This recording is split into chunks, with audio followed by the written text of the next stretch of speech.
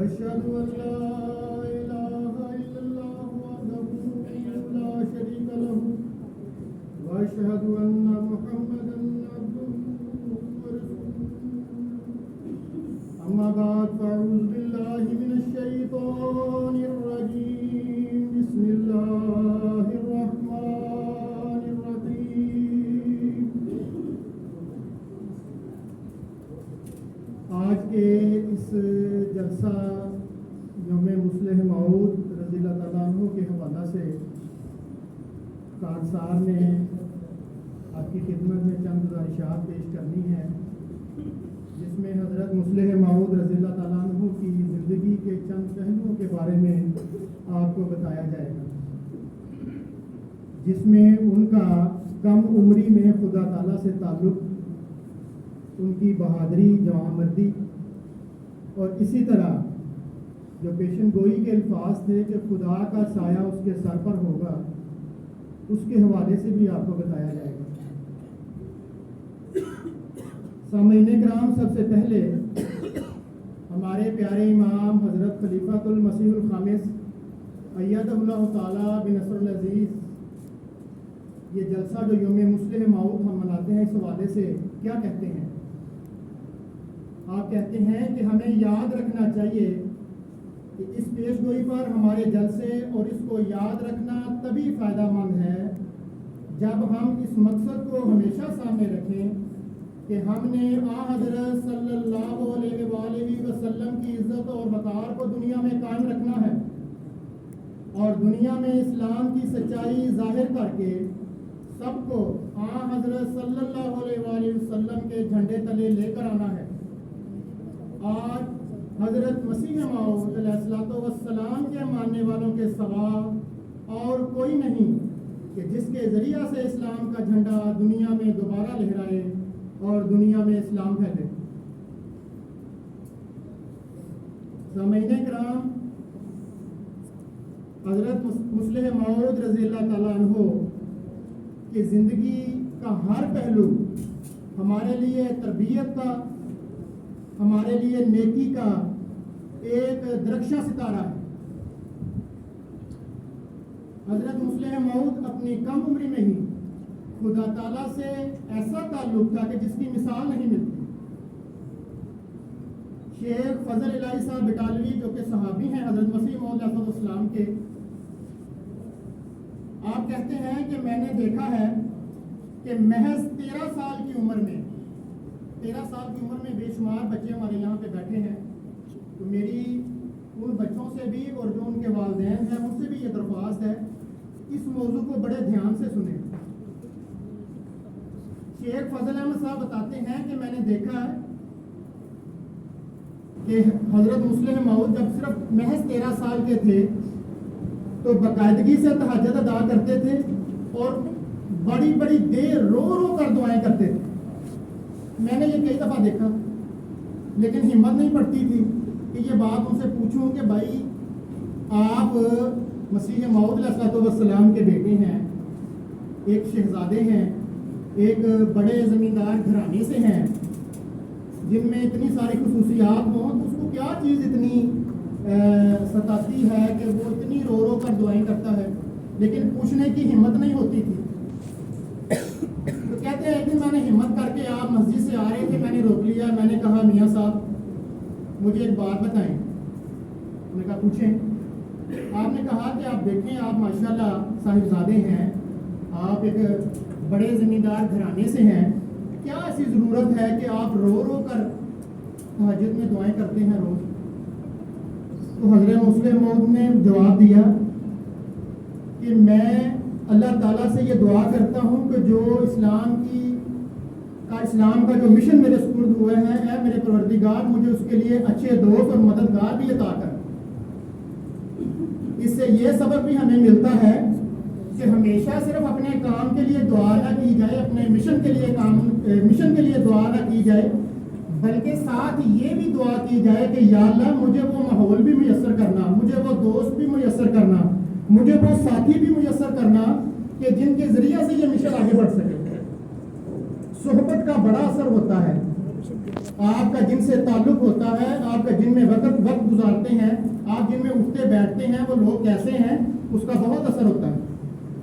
تو حضرت مسلم موعود محض اس لیے اپنے مشن کے لیے بھی اللہ تعالیٰ سے دعا کر سکتے تھے, لیکن انہوں نے کہا کہ اس مشن کے لیے مجھے ایسے دوست, ایسے مددگار بھی مہیا کر کہ جو تیرے بڑے پیارے ہوں اور میرے اس مشن کو آگے بڑھانے میں میرے مددگار ہوں.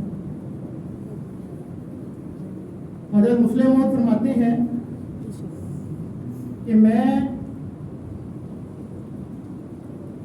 ابھی صرف 11 سال کا تھا, تو میرے ذہن میں یہ خیال آیا کہ کیا میں صرف اس لیے احمدی ہوں کہ میں مرزا غلام احمد صاحب قادیانی علیہ السلام مسیح موعود کا بیٹا ہوں؟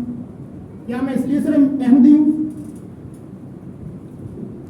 مطلب میرا ایک احمدی گھرانے میں پیدا ہو جانا محض اس لیے میں احمدی ہوں؟ کیا وجہ ہے؟ کیا مسیح موعود سچے بھی ہیں کہ نہیں؟ کیا خدا کا وجود ہے بھی یا نہیں؟ مطلب اتنے بچے ہم لوگ یہاں دیکھتے ہیں, ایک 11 سال کے بچے میں یہ سوچ کا پیدا ہونا بہت بڑی بات.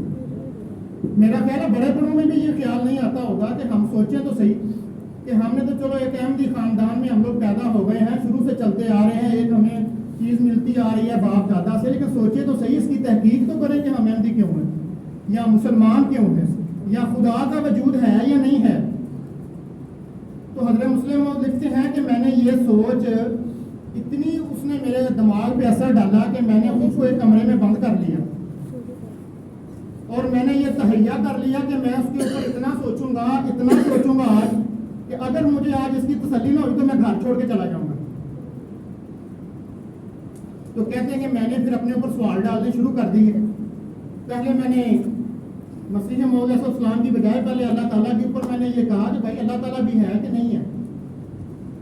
اس کے لیے کہتے ہیں میں نے کمرے سے باہر آ کر آسمان کی طرف دیکھا تو مجھے ستارے نظر آئے. تو پھر میرے ذہن میں یہ خیال آیا کہ یہ ستارے ہیں تو ستاروں سے آگے کیا ہوگا. پھر میرے ذہن میں خیال آیا کہ ستاروں سے آگے پھر ستارے ہوں گے اور ستارے ہوں گے. پھر میں نے سوچا دوسری دلیل یہ ڈالی کہ اگر اس سے آگے بھی ستارے ہیں تو پھر ان ستاروں کے آگے کیا ہوگا. ایسے خود ہی میں ایک دلیل کو ڈالوں پھر اسے رد کر دوں, پھر ایک دلیل کو ڈالوں پھر اس کو رد کر دوں.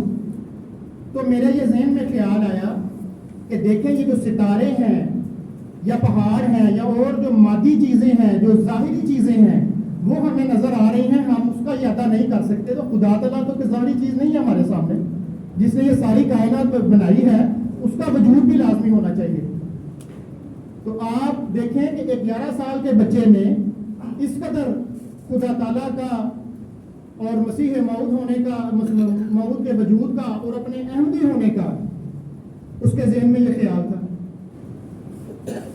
تو یہاں میرے والدین سے بھی یہ درخواست ہے کہ یہ جس طرح میں نے ذکر کیا, ایک بڑا رجحان ہے آج کل ہمارے اندر کہ ہم بچہ کوئی غلط کام کر رہا ہو تو ہم اس کو منع نہیں کرتے, کہتے نہیں بچے کے کانفیڈنس میں کمی آ جاتی ہے. ایک یہ سوشل میڈیا نے بہت زیادہ بیڑا گرک کیا ہوا ہے ہر کام کا کہ الٹے سیدھے قسم کے وہ مفکر بن جاتے ہیں, کہتے ہیں کہ بچوں کو یہ کام سے منع نہ کریں, وہ جو کرتے ہیں. اس کا وہ نقصان یہ ہوتا ہے کہ بچہ ہر بات اپنی مرضی کی منوانا شروع کر دیتا ہے, اسے منع کرنے والا کوئی نہیں ہوتا. جب وہ بڑا ہوتا ہے, جب وہ دنیا میں نکلتا ہے, تو اگر اس کی بات پہ کسی کو اختلاف رائے ہوتا ہے تو وہ اس پہ جھگڑا ہو جاتا ہے. وہ کہتا ہے اس نے ساری عمر چونکہ دیکھا نہیں ہوتا کہ مجھے کسی چیز سے منع ہی نہیں کیا گیا. حضرت مسلم موعود رضی اللہ تعالیٰ عنہ فرماتے ہیں کہ میں نے ایک دفعہ مجھے شوق تھا فٹ بال کھیلنے کا اور شکار کرنے کا.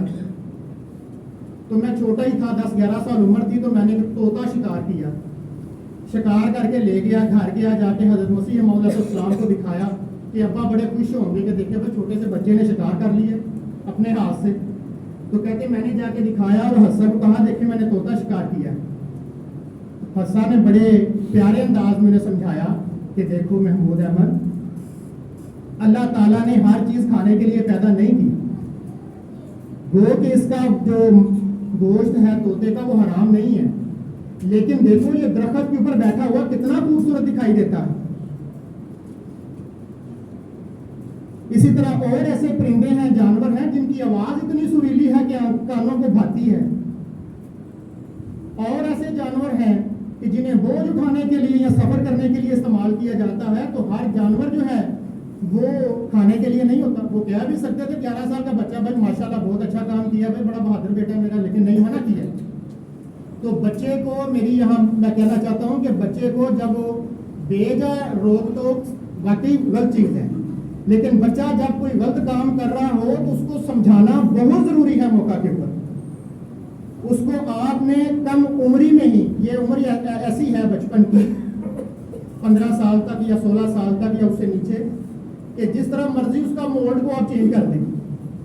ہر بچہ نیک فطرت پیدا ہوتا ہے, لیکن آگے ماں باپ کی مرضی ہوتی ہے کہ وہ بچے کو جس طرح مرضی لے جائیں. میرا دوسرا پہلو ہے کہ حضرت مصلح موعود اللہ تعالیٰ سے ایک ایسا تعلق تھا دعا کا, ایک ایسا آپ کو حضرت مسیح موعود علیہ السلام کی ذات کی وجہ سے ایک ایسی محبت تھی خدا تعالیٰ کی ذات سے. آپ کا ایک تو ہستی باری تعالیٰ کے اوپر با کمال جو آپ کا ہے وہ تحریر ہے حضرت مصلح موعود. ایک دفعہ کہتے ہیں حضرت مصلح موعود کے میرے پاس ایک دوست حاضر ہوا اور اس نے مجھے کپڑوں کا تھان لا کے دیا اور کہا کہ صاحب آپ رات میری خواب میں آئے ہیں اور آپ نے مجھے کہا ہے کہ مجھے 2 جوڑے کپڑوں کے چاہیے. تو آپ نے چونکہ مجھے خواب میں کہا تھا اس لیے میں کپڑے لے کے آ گیا ہوں. وہ کپڑے دے کے حضرت مصلح موعود کو چلے گئے. حضور نے وہ کپڑے اٹھائے اپنے گھر لے گئے, لیکن بہت دکھ ہوا آپ کو. دکھ کس چیز کا ہوا؟ جب گھر میں پیش کیے تو آپ کی اہلیہ نے کہا کہ واقعی آپ تو 4 سال سے مسلسل وہی کپڑے بار بار استعمال کر رہے ہیں, کوئی خرچہ نہیں کیا آپ نے, کپڑوں کی تو آپ کو واقعی ضرورت تھی, تو یہ اچھا ہو گیا مل گیا. لیکن حضرت مصلح موعود کہتے ہیں کہ میرے ذہن میں یہ خیال آیا کہ دیکھیں میں نے تو اس بندے کو نہیں کہا, لیکن ہو سکتا ہے کہ فرشتوں نے اس کے دل میں جا کے خواب میں یہ بات ڈالی ہے کہ ان کو کپڑوں کی ضرورت ہے. تو آپ نے اللہ تعالیٰ سے دعا کی کہ اے پروردگار, میں نے جاگتے ہوئے آج تک کسی کے آگے ہاتھ نہیں پھیلایا, تو یہ کس طرح ممکن ہے کہ میں خواب میں بھی کسی کے آگے جا کے ہاتھ پھیلاؤں؟ تو نے اللہ تعالیٰ سے مخاطب ہو کے کہتے ہیں کہ تو نے اگر میری اندر بھی کبھی مدد کرنی ہو تو اس بات کا خدا تعالیٰ دھیان رکھنا کہ میرے ہاتھ سے نہ وہ مدد کروایا کر, یعنی میں نہ کسی کے آگے جا کے کہوں کہ مجھے کپڑوں کی ضرورت ہے.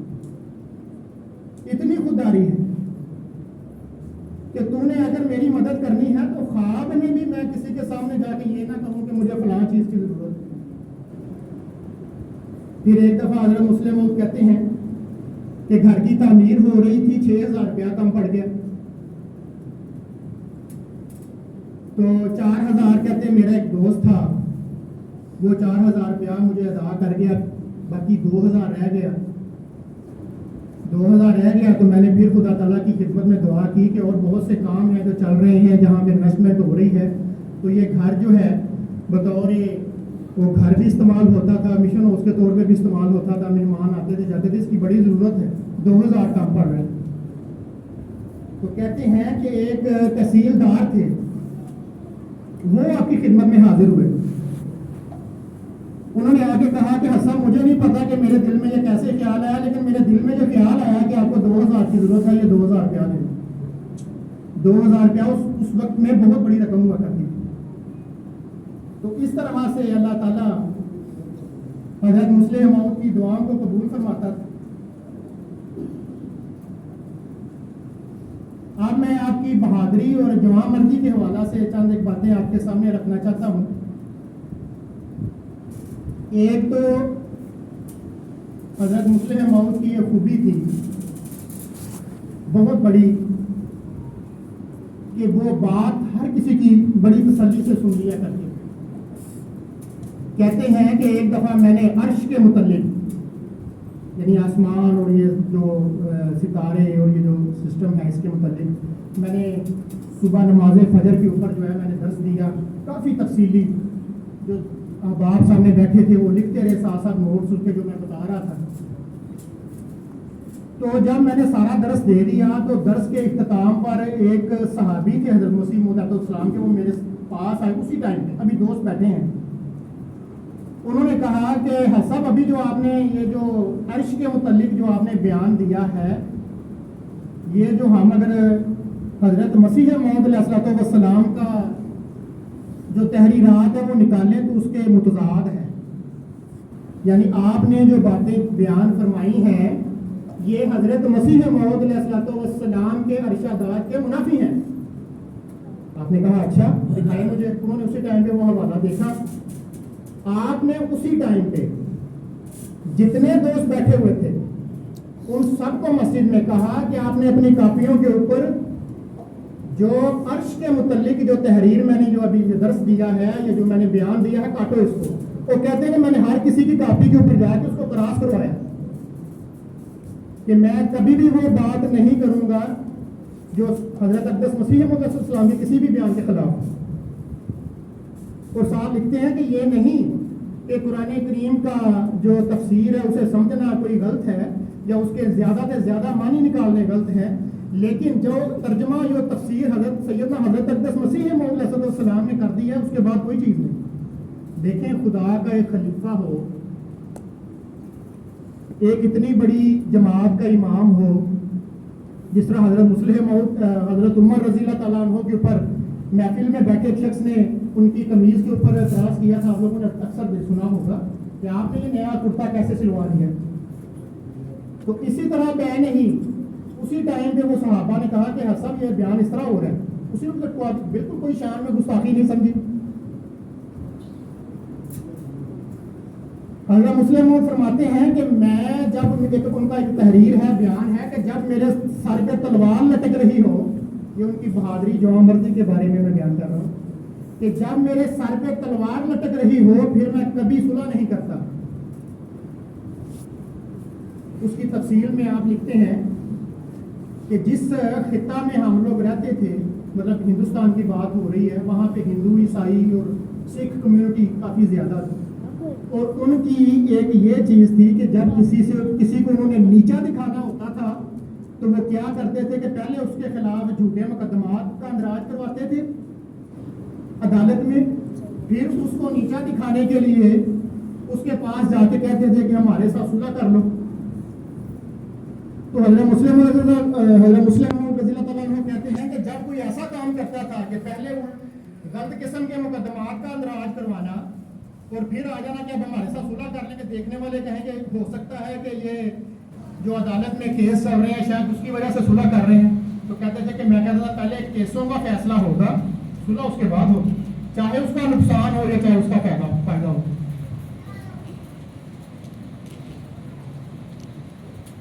پھر حضرت مسلم موعود رضی اللہ تعالیٰ عنہ کا ایک بڑے کارناموں میں سے ایک کارنامہ، ہندوستان سے ہجرت کر کے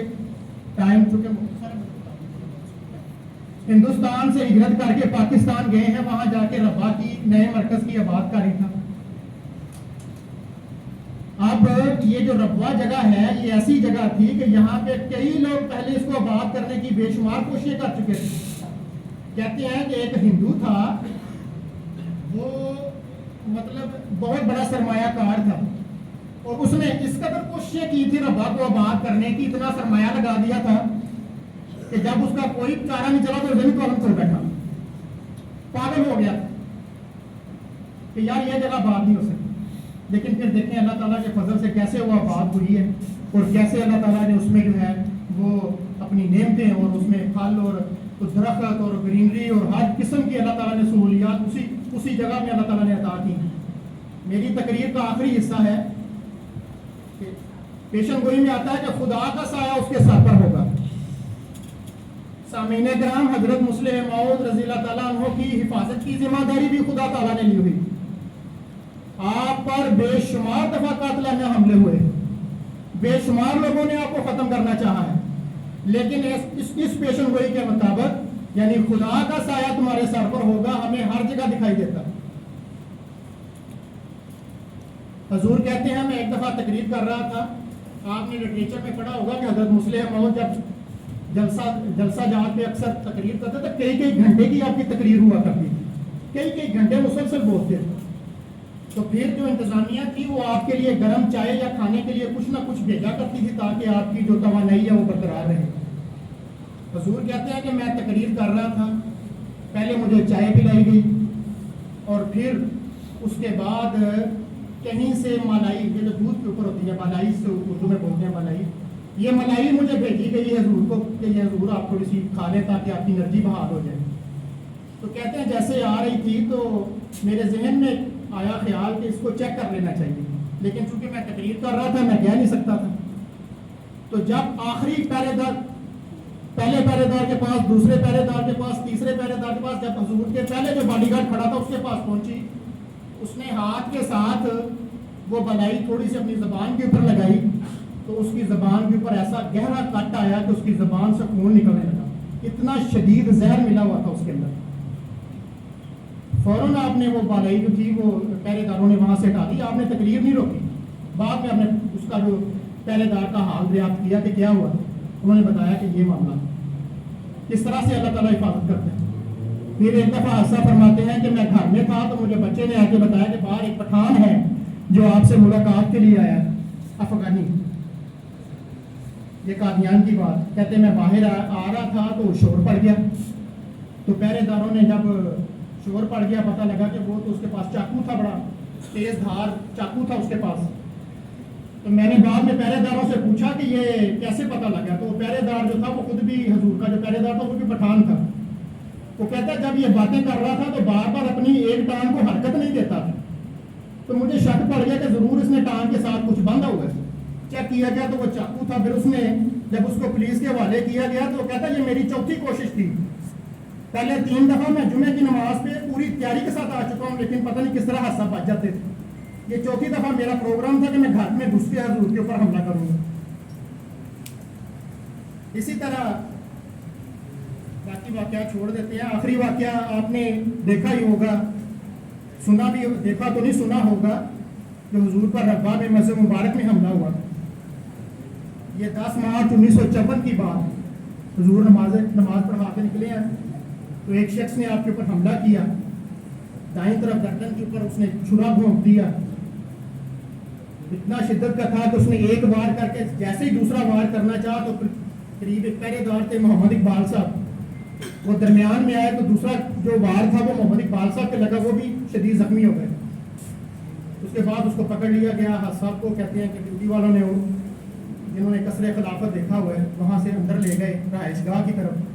تو کہتے ہیں کہ اتنا شدید خون سارے رستے میں بھی اور پہرے داروں پہ بھی اور حضور کے کپڑے اور پگڑی تک اس کا وہ جو اس کا فوارہ تھا خون کا نکل رہا تھا.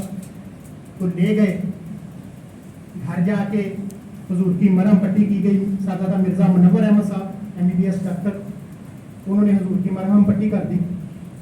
رات کو خیال آیا کہ یہ 2 انچ کا جو نشان مطلب گہرا 1.5 انچ اور 1.25 انچ کے قریب جو زخم ہے لگتا ہے کہ اور زیادہ گہرا ہے, نقصان کرے گا.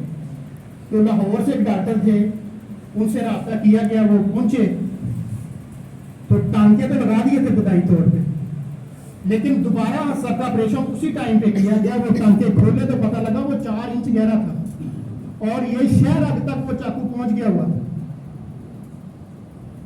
اور پھر حاج صاحب نے دیکھیں ہمت اور مطلب کتنا صبر اور حوصلہ تھا اللہ تعالیٰ نے عطا کیا تھا کہ آپ نے جاگتے ہوئے بغیر کوئی وہ مطلب بے ہوشی کا کوئی بغیر حضور نے کہا آپریشن کریں کوئی پریشانی نہیں ہے, آپ دروشی پڑھتے رہے اور آپ کا وہ سارے ٹانکے کھول کے انہوں نے جو لاہور سے آئے ڈاکٹر تھے انہوں نے اندر ایک وین اور ایک مسل کو دوبارہ انہوں نے جوائنٹ کیا اور اس کے بعد اس کو بند کر کے ٹانکے لگائے اور حضور ساتھ ساتھ دروشی پڑھتے رہے. اللہ تعالیٰ نے بیمار رہے اس کے بعد پھر اللہ تعالیٰ نے آپ کو صحت یابی عطا کی. دیکھیے اللہ تعالیٰ کے یہ دن منانے کے مقصد میرے بھائیوں میرے بچوں یہی ہوتے ہیں کہ ہم اس پاک وجود کو یاد رکھیں. آپ لوگ جو یہاں بیٹھے ہیں یہ بھی حضرت مسلم موعود رضی اللہ تعالیٰ عنہ کا جو ہے احسان ہے ہمارے اوپر کہ مشن ہاؤسز کا قیام ہوا. کہاں وہ جو ہے ملیشیا اور آگے دوسرے ملکوں کا مشن ہاؤسز کا قیام ہوا, تو آج یہ ہم یہاں بیٹھے ہیں. یہ اللہ تعالیٰ یہ ان کا احسان ہی ہے ہمارے اوپر, انہوں نے یہ فیصلے فرمائے. حضرت مسلم موعود کہتے ہیں پس میری سنو اور میری بات کے پیچھے چلو کہ جو کچھ کہہ رہا ہوں وہ خدا کہہ رہا ہے اور میری آواز نہیں ہے. میں جو کچھ کہہ رہا ہوں وہ خدا کہہ رہا ہے, میری آواز نہیں ہے. تم میری مانو, خدا تمہارے ساتھ ہو, خدا تمہارے ساتھ ہو، خدا تمہارے ساتھ ہو، اور تم دنیا میں بھی عزت پاؤ اور آخرت میں بھی عزت پاؤ۔ وآخر دعوانا الحمدللہ۔